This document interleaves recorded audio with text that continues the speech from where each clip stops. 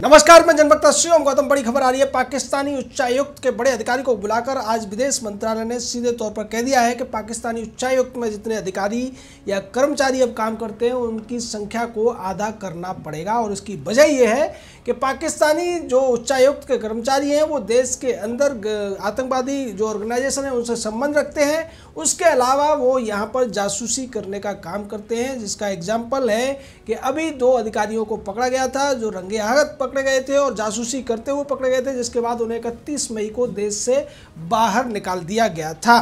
तो ये वो मामला है जिसको लेकर पहले बातें उठ रही थी और इसी के तहत अब विदेश मंत्रालय अपना जो उच्चायुक्त है पाकिस्तान में उससे भी अपने अधिकारियों की कटौती करेगा, कर्मचारियों की कटौती करेगा। और इसकी वजह ये है कि पाकिस्तान में भारतीय उच्चायुक्त के अधिकारियों के साथ में बहुत ज़्यादा दुर्व्यवहार होता है और उन्हें फंसाने की साजिश होती है, जिसका ताज़ा उदाहरण ये है कि आज ही भारत में 2 ऐसे अधिकारियों को वापस बुलाया जा रहा है जिनके ऊपर पाकिस्तान में 10 घंटे तक टॉर्चर हुआ और उसके बाद उन लोगों के ऊपर केस दर्ज किया गया हिट एंड रन का, जिसके बाद भारत ने उन्हें वापस बुला लिया और सीधे तौर पर कड़े शब्दों में पाकिस्तान को बता दिया है कि अब वो अपने जो कर्मचारी और अधिकारी हैं उच्चायोग के अंदर उन्हें आधा कर दे। और ये सीधी चेतावनी है पाकिस्तान के लिए कि उसकी हर हरकत का जवाब भारत अच्छी तरीके से देगा और किसी भी हालत में पाकिस्तान को भारत बख्शने वाला नहीं है। पाकिस्तान की हालत पहले ही पतली हो चुकी है। जिस तरीके से उसके 2 कर्मचारियों को पकड़ा गया था, जिनके नाम अगर मैं जिक्र करूं तो ताहिर खान और आबिद हुसैन, और इन लोगों को पकड़ा गया था जब ये ट्रेनिंग करके आए थे ISI से और उसके बाद भारत में काम करने लगे, यहाँ जासूसी करने लगे। और ऐसा पहली बार नहीं हुआ है। जिस तरीके से पाकिस्तानी जो उच्चायुक्त था, पहले जब जम्मू कश्मीर भारत का 370 वहाँ लागू थी, तब वहाँ के जो ज़्यादातर अलगाववादी थे उनको पाकिस्तानी उच्चायुक्त में बुलाकर दावतें दी जाती थी, उनको योजनाएं समझाई जाती थी और उनकी मीटिंग्स हुआ करती थी उच्चायुक्त के साथ में, जो सीधे तौर पर अलगाववाद को बढ़ावा देने का काम किया करता था। लेकिन जब से 370-35 से हटी उसके बाद पाकिस्तानी उच्चायुक्त में कश्मीरी लोग थे, उनका आना तो बंद हो गया। लेकिन पाकिस्तान ने दूसरा हथकंडा अपना लिया और वो अपने कर्मचारियों के द्वारा भारत की जासूसी कराने लगा। भारत में जो तमाम ISI जैसे संगठन थे उनके लिए लोगों को तैयार करने लगा, उनके स्लीपर सेल बनाने लगा, जिसके बाद ऐसे लोगों पर निगरानी शुरू हुई और उसी के बाद 2 लोग पकड़े गए जो ताहिर खान और आबिद हुसैन नाम से थे। और इसके बाद इन लोगों को सीधे तौर पर पाकिस्तान वापस भेज दिया गया। इनमें से एक पाकिस्तानी उच्चायोग में ड्राइवर था। तो सीधे तौर पर अब ये समझा जा सकता है कि इस तरीके की हरकतें जब पाकिस्तान करता है और अगर भारत उसके ऊपर कार्रवाई करता है तो ये फिर भारतीय उच्चायोग के जो अधिकारी कर्मचारी हैं पाकिस्तान में उनको झूठे केसों में फंसाने की कोशिश भी करता है, उनके ऊपर टॉर्चर भी करता है। और भारत जब इसका विरोध करता है तो वो कहता है कि ये जासूसी कर रहे थे या पाकिस्तान के खिलाफ साजिश रचने का काम कर रहे थे। यानी कि उल्टा चोर कोतवाल को डांटने वाली बात पाकिस्तान हमेशा करता है और यही वजह है कि अब भारत सरकार ने इसका दूसरा तरीका ढूंढ लिया है और स्पष्ट तौर पर कह दिया है कि अब यहाँ पर ज़्यादा स्टाफ नहीं रहेगा, क्योंकि ज़्यादा स्टाफ होने पर वो आसानी से अपने स्टाफ को इधर उधर भेजकर अपनी कुत्सित चालों को कामयाब करने की कोशिश कर सकता है। अब उतना ही स्टाफ रहेगा पाकिस्तानी उच्चायोग में जितना कि ज़रूरी है। फालतू का स्टाफ रखने की इजाज़त अब पाकिस्तान को नहीं दी जाएगी।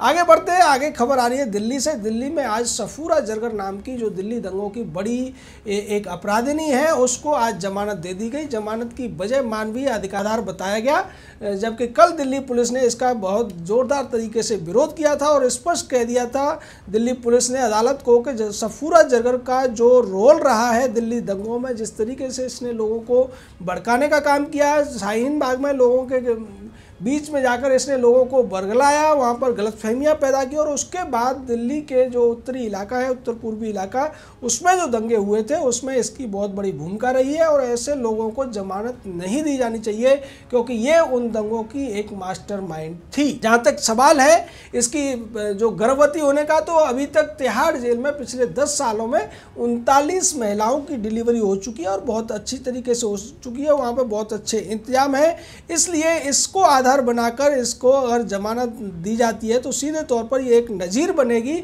और इसके द्वारा अन्य अपराधी भी इसी तरीके से जमानत मांगने लगेंगे। जबकि जिस मामले में ये अंदर है, जो मामला अभी सफूरा जरगर के ऊपर चल रहा है वो दंगों का मामला है। इसमें 53 लोगों की जान जा चुकी है और 500 से ज़्यादा लोग घायल हुए थे। उसके अलावा इसमें दिल्ली पुलिस के भी कई जवानों को नुकसान पहुंचा था। आईबी के भी एक कर्मचारी की मौत हुई थी जिसमें ताहिर हुसैन सबसे बड़ा अपराधी था। कांग्रेस के अलावा आम आदमी पार्टी इसमें शामिल हुई थी और उसके साथ साथ जिस तरीके से जामिया के स्टूडेंट ग्रुप की ये कोऑर्डिनेटर है, उससे भी ये पता चलता है कि ये कितनी ज़्यादा बड़े स्तर पर लोगों को बरगलाने में कामयाब रही थी। इसीलिए अगर ऐसे व्यक्ति को जमानत दी जा सकती है तो ये गवाहों को तोड़ने की या फिर उनको बरगलाने की, धमकाने की कोशिश कर सकती है, सबूतों के साथ छेड़छाड़ कर सकती है।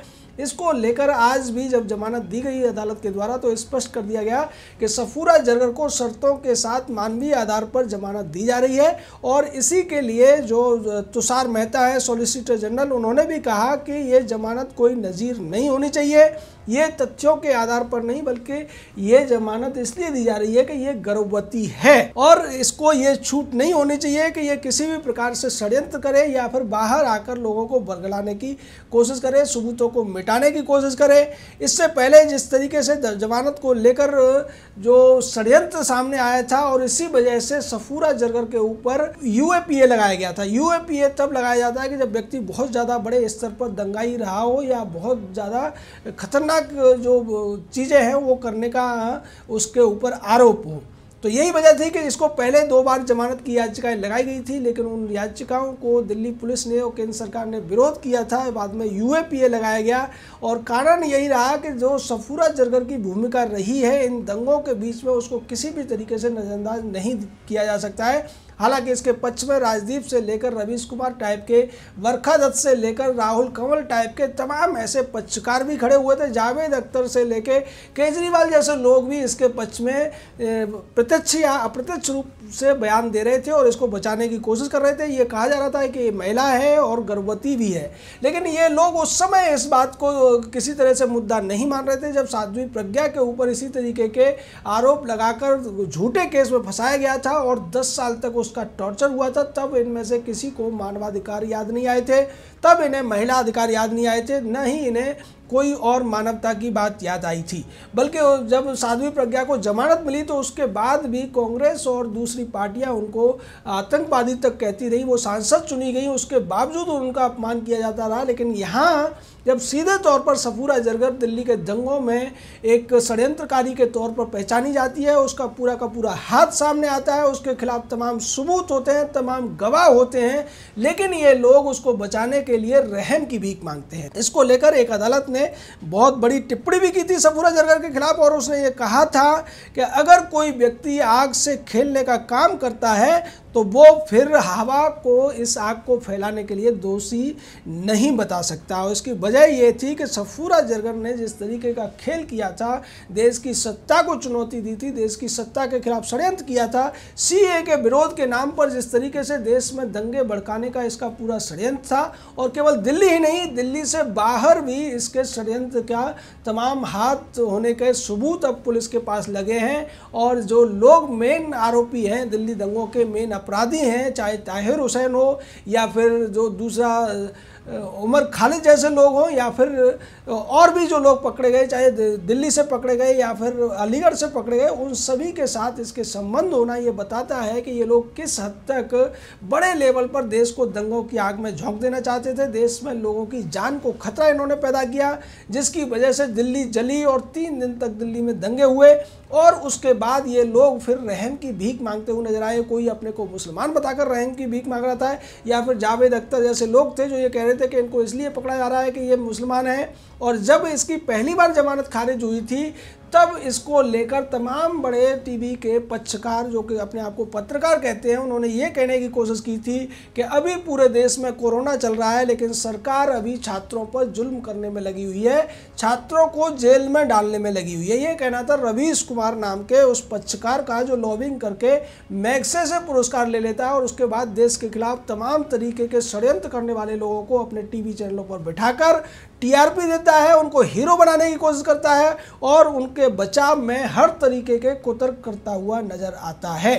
वही बात राजदीप सरदेसाई जैसे लोगों ने भी की थी और भी दूसरे तमाम ऐसे बहुत से लोग थे, जावेद अख्तर टाइप के या दूसरे, जो ये कहते नजर आए थे कि इस तरीके के छात्रों के साथ ऐसा कोई बुरा व्यवहार नहीं होना चाहिए। क्या हुआ अगर वो गर्भवती हो गई तो, क्या हुआ अगर वो दंगों में शामिल थी, ये बात बाद में भी हो सकती है। अभी देश को कोरोना से लड़ रहा है और कोरोना के समय पर ऐसे लोगों को छूट दी जानी चाहिए, कुछ ऐसी बातें कहते हुए ये नज़र आ रहे थे। लेकिन अब निश्चित तौर पर यह कार्रवाई भी होगी, जैसा कि आज जमानत के समय भी कहा गया कि ये नज़ीर नहीं होनी चाहिए और केवल इसके गर्भवती और मानवता के आधार पर, जो कि इसके वकील ने यह कहने की कोशिश की थी कि बहुत ज़्यादा नाजुक स्थिति में है, इसलिए जमानत दी गई है और ये जमानत खारिज भी हो सकती है अगर इसके खिलाफ कोई सबूत फिर से अदालत में रखा जाता है तो। जय हिंद, जय भारत।